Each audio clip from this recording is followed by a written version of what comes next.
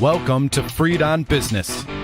He grew up in South Florida, has been in business here since the early 90s, and has closed over $3 billion in deals. He's seen it all. He always has an opinion, and he's always ready to share it. Informed, entertaining, and connected, he has his finger on the pulse of South Florida's business community. He's Jim Freed, and this is Freed on Business.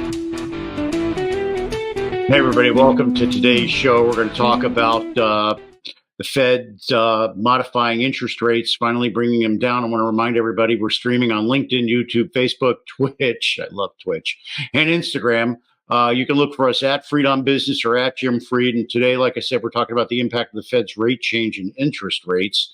We'll discuss the impact on both the residential and commercial sectors. And of course, it also has an impact on the auto sector. So it will also be impacting our friends at Warren Henry. I want to thank our friends at Warren Henry for being a sponsor of the show for, 13, 14 years. We're on episode, I think it's 785 at this point. So Warren Henry's been with us pretty much since the beginning at this point. So thank you to Larry Ismet. And the rest of the gang will be going over there later on today. It'll be absolutely amazing. I can't wait to see them all. And now back to the show. All right. Last week, the Fed had their benchmark interest rate that they moved. The Federal Open Market Committee met and they decided to lower their rate a surprising 50 basis points. A lot of people complained that it was political.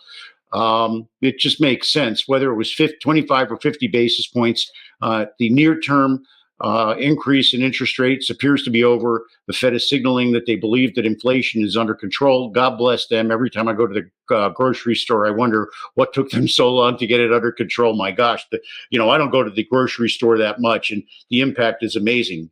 The grocery store, Home Depot, everywhere. So let's first start with the fact that it's a macroeconomic standpoint, just from a chart standpoint, a bar graph kind of thing. There's a natural increase in activity that's going to come because now the whatever you buy is more affordable. Your credit card bill should go down a little bit on a monthly basis. You should free up some cash, and this is a way that the Fed is injecting more cash into your pocket and into the economy. But I got news for you. Probably most people are going to take the savings and double down on their payments if they're smart and lower that balance. Drive your balance down, folks. Don't go spending that money. Drive your balance down. I know that Jerome Powell doesn't want to hear that, but that's what my personal Uncle Jim information would be to you. If you were my niece or nephew, that's what I'd be telling you. Pay your interest rate down.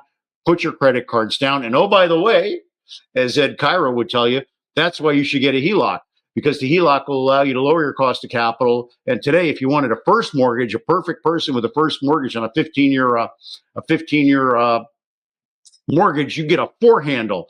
So people should be coming off the sidelines if they're perfect and buying and refinancing right now. Now's the time to do it.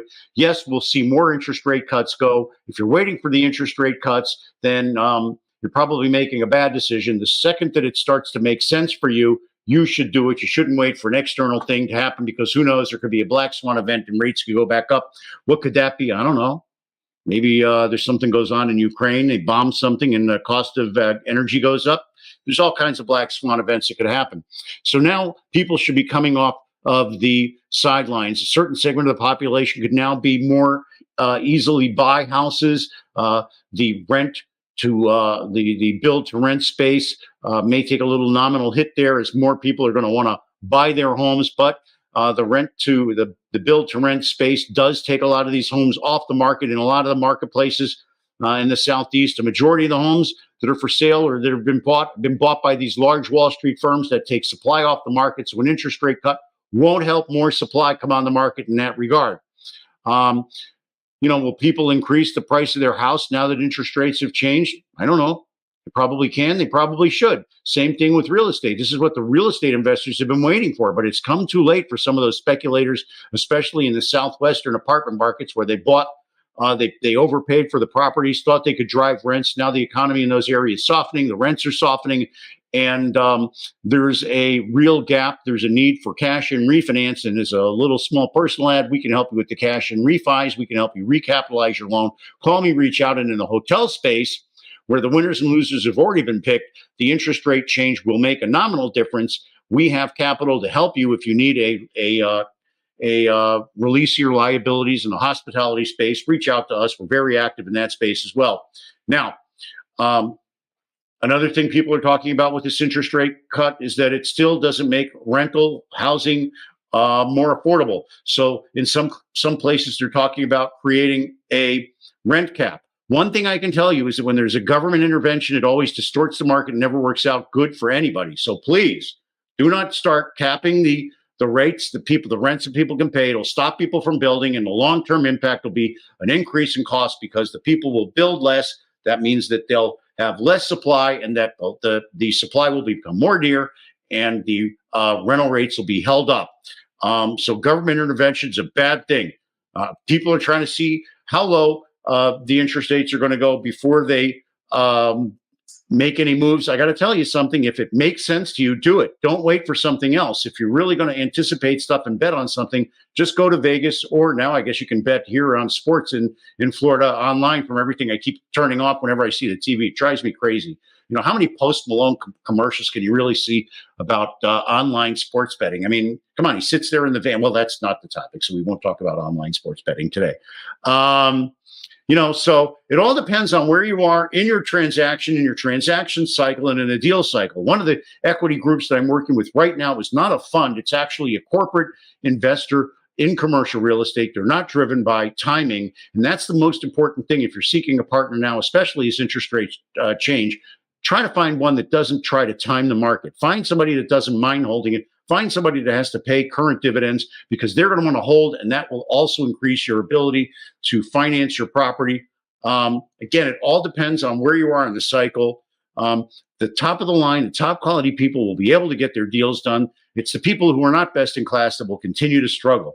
So there is a flight to quality. If you need a solution, reach out to me. I know the people that will come in and help you get the release of liabilities. They'll come in, they'll step in with some pref equity. Your lender will not allow you to have probably mezz financing, but they probably will allow you to have pref equity. Give us a call. We've got the ability to do that.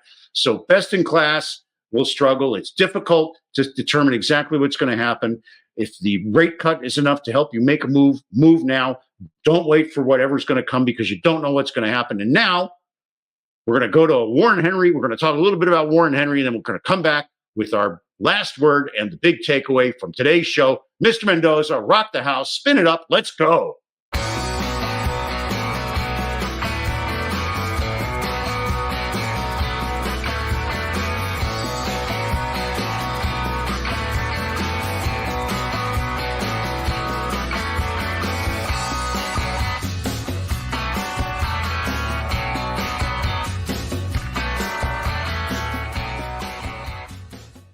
You know, the scary part is I still recognize those locations, even though they're from way before I was a child. Although that is what the cars looked like when I was a little kid. I remember walking around the street and seeing all those big rolly cars from the 50s.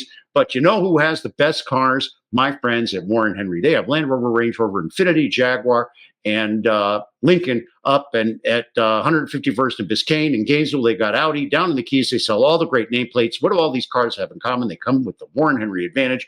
What's that? Well, gosh, you feel like family. They do the right thing by you. They always give you the best deal.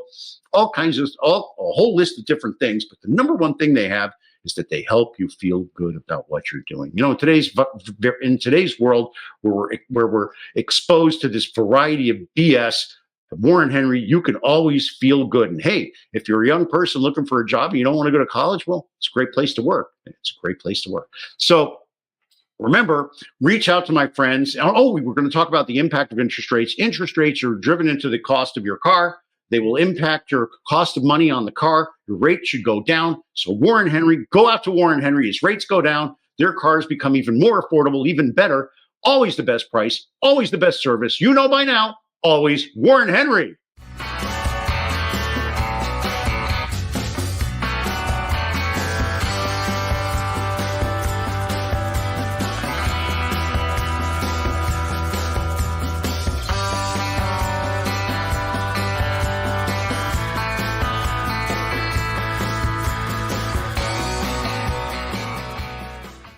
I just love that color blue on the cars. You know, I just love that color blue. That's like I call it French blue because it's like the color of their soccer team. How do we even know that? Soccer team blue. I mean, 10 years ago, I would laugh at myself for saying that. Now, what do I do on the weekends? I watch the pink team and get all angry that they got tied. So, hey, remember, what's the big takeaway from this week's situation and the interest rate cuts? The big takeaway is that if you're looking to buy a house or you're looking to buy real estate and you're going to be there for a while, do it. Just bite down and do it. You've seen a little bit of a movement. If you wait longer, prices could go up. You may lose what you're looking for. So now is the time to buy. If you're good, if you're perfect, get your lower rate. If you want to keep a sub 4% mortgage in place and still want to take out money, then give us a call. We'll have Ed Cairo on in the next week or two. He'll talk about HELOCs. He'll talk about the nuances that are going on. The large residential commercial mortgage machine, the industrial mortgage complex, if you will, wants to get you back in there. They're doing things. There's all kinds of great structures. We'll get Ed on to talk about that. But do not let the interest rates drive your decision. Let your personal agenda drive your decision. Don't let the outside world tell you what to do. This should tell you what to do. And if this can't help you figure it out, what's the next step? The next step is to call me. Call me, contact me, Jim Freed, Sandstone Realty Advisors. We've been in business for, 35 years, billions of dollars of real estate. I'm in the process of doing some deals that are like unicorns. When I can talk about them later, boy, will you give me a call. But for now, just take it from me. Remember, if you missed anything on today's episode, you can check us out on our replay on our social, any of our social feeds, LinkedIn, Facebook, Twitch, Instagram, Twitter. Isn't that X now? I don't know. You can look for me at Jim Freed and at Freed on Business. If you hear, you can also head over to the YouTube page at Jim Freed, Apple Podcasts, Spotify, or anywhere you listen to your audio. Check us out and all of our other podcasts. I actually had somebody look up our podcast with our 1,000th guest. I mean, that was like a long time ago with Cesar Alvarez. So it's great out there. Remember, Warren Henry, always the best price, always the best service, always Warren Henry, and the University of Florida Center for Real Estate Studies. I'll tout the finance program too, the source of our intern Noah, who we profiled last week. And remember, we'll be on and we drop our new podcast every Wednesday at noon. It's always great. It's always entertaining. We make them short and sweet and get right to the point. So remember, the person that wants to do something finds a way, the other finds the excuse. Now go out there and make it happen. God bless you. God bless the United States of America. Mr. Mendoza, the rest of the show is yours.